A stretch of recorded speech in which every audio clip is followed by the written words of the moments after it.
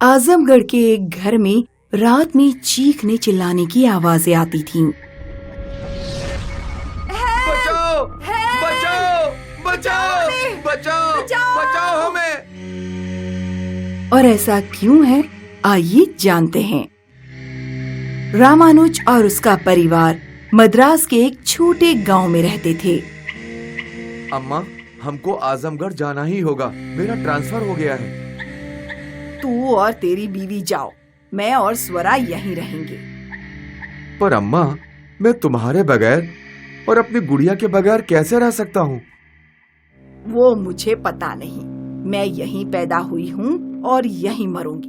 वैसे भी मुझे नॉर्थ इंडिया नहीं जाना, वहाँ का रहन सहन और हमारा रहन सहन बहुत अलग है। और हमारी कुलदेवी वो भी तो यहीं है। मैं नहीं आ रही। तुझे चाहिए तो तू अपनी बेटी स्वरा को भी ले जा। वैसे भी वो बड़ी हो गई है, गांव में कॉलेज कहाँ है, वहाँ शायद इसकी पढ़ाई अच्छे से हो। अम्मा, क्या ये तुम्हारा आखिरी डिसीजन है? हाँ। रामानुज के लाख मनाने के बावजूद उसकी माँ आजमगढ़ आने के लिए तैयार नहीं थी। तो रामानुज, उसकी पत्नी और बेटी तीनों तैयारी करने लगे।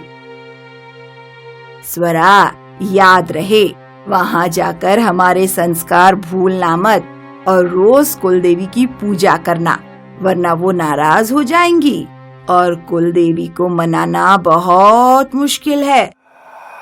जी दादी। और अगले दिन रामानुज अपनी पत्नी और बेटी के साथ सरकारी गाड़ी में निकल पड़ा। पर उन्हें क्या पता था कि उनके साथ क्या होने वाला था। वो लोग तो बहुत खुश थे। कितना अच्छा होता ना अगर अम्मा हमारे साथ आती तो।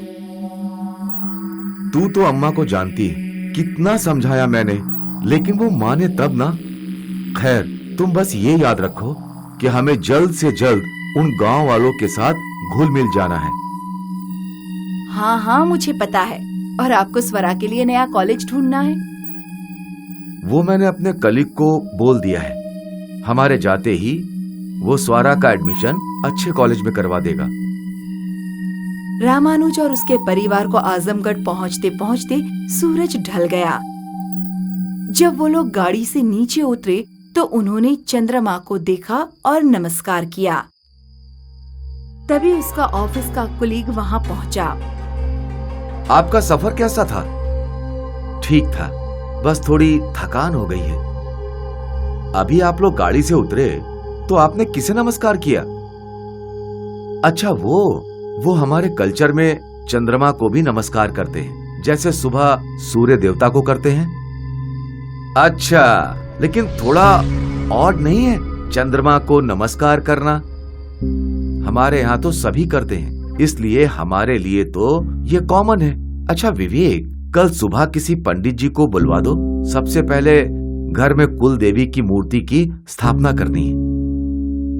हाँ हाँ, वो मैंने पंडित जी को बोल दिया है। वो सुबह 6 बजे आ जाएंगे। तब तक आप सब लोग रेस्ट कर लीजिए। मैंने खाना भी टेबल पर रेडी रखा है। Thank you Vivek, so kind of you. Vivek वहां से चला गया। रामानुज और उसका परिवार घर के भीतर गया। सफर की वजह से उन्हें बहुत भूख लगी थी, तो वो फ्रेश होकर सीधे खाना खाने बैठे। अम्मा, डोसा नहीं है? स्वरा, ये नॉर्थ इंडिया है बेटा, यहाँ डिनर में डोसा नहीं खाते। पर हम तो खाते हैं ना। तुम अभी ये पराठा और सब्जी खा लो, कल मैं तुम्हें डोसा बनाकर खिलाऊंगी। स्वरा को ना चाहते हुए भी पराठा और रोटी खानी पड़ी। फिर वो लोग अपने अपने कमरे में जाकर सो गए। अगली सुबह पंडित जी आए कुल देवी की मूर्ति की स्थापना करने। जजमान, आपकी कुल देवी की मूर्ति की स्थापना करनी है ना? हाँ हाँ, आप अंदर आइए। पंडित जी पूजा घर में मंत्रों का जाप करने बैठ गए। कुल देवी की मूर्ति लाइए और एक टॉप में दूध भी लाइए। रामानुज की पत्नी दूध का बर्तन लेकर आई। और रामानुज एक लाल कपड़े में लिपटी हुई कुल देवी की मूर्ति लेकर आया। रामानुज ने वो मूर्ति पंडित को दे दी। पंडित ने मूर्ति का दूध से अभिषेक किया। ऐसी मूर्ति मैंने पहली बार देखी है। कौन सी देवी की प्रतिमा है ये? ये रुद्र भैरवी की मूर्ति है।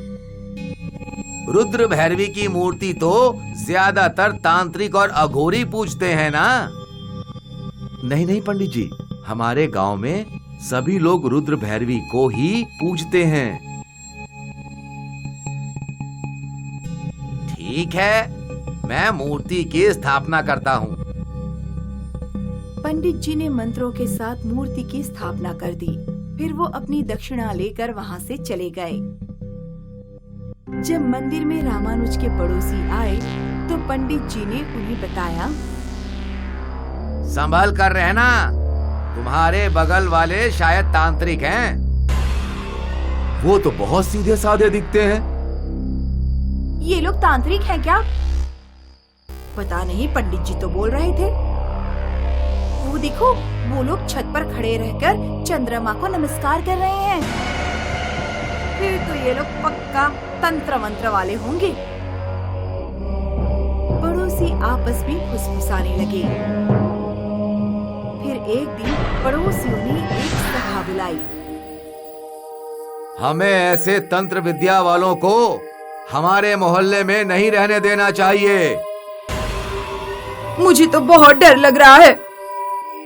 मैंने तो सुना है ये तंत्र मंत्र वाले बच्चों की बलि भी देते हैं। मेरा तो सोचकर ही मन घबरा रहा है। हम लोगों को इन्हें इस मोहल्ले से निकाल देना चाहिए। हाँ, निकाल देना चाहिए। हाँ, निकाल देना चाहिए। हाँ, निकाल देना चाहिए।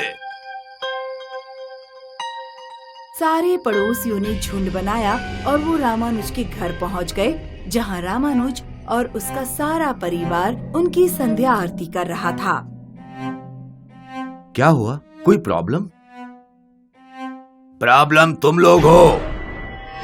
तुम लोग तंत्र मंत्र करते हो। हम तुम जैसे लोगों को हमारे मोहल्ले में नहीं रहने दे सकते। तुम्हें ये मोहल्ला छोड़ना ही होगा। नहीं नहीं, आप लोगों को कुछ गलत फहमी हुई है। हम ऐसा कुछ नहीं करते। फिर ये मूर्ति? ये हमारी कुलदेवी रुद्रा भैरवी की मूर्ति है। क्या ये भूतों की देवी नहीं है? है, लेकिन ये हमारी कुलदेवी है। सारे पड़ोसी रामानुज के परिवार की ओर बढ़ने लगे और गलती से रामानुज की पत्नी की साड़ी में दिए की आग लग गई। बचाओ! बचाओ! रामानुज बचाने आया और उसी हड़बड़ में उसका दूसरा दिया गिर गया, जिससे आग भड़क उठी और रामानुज और उसका परिवार जलने लगा। हमारी मदद करो! मुझे कोई बचाओ! हमारी मदद करो! हेल्प! हमारी मदद करो! पूरा परिवार मदद की भीख मांगता रहा, पर किसी ने उनकी मदद नहीं की। सभी लोग अपनी जान बचाने के लिए घर से भाग निकले। इस दिन के बाद से हर रात इस घर से चीखने चिल्लाने की आवाजें आती हैं। पड़ोसियों में हिम्मत नहीं कि वो रात को इस घर के आसपास भी भटक सकें और इस घर को भूतिया परिवार के घर के नाम से जाना जाता है। आज भी रामानुज का परिवार रोज उस आग में जलता है।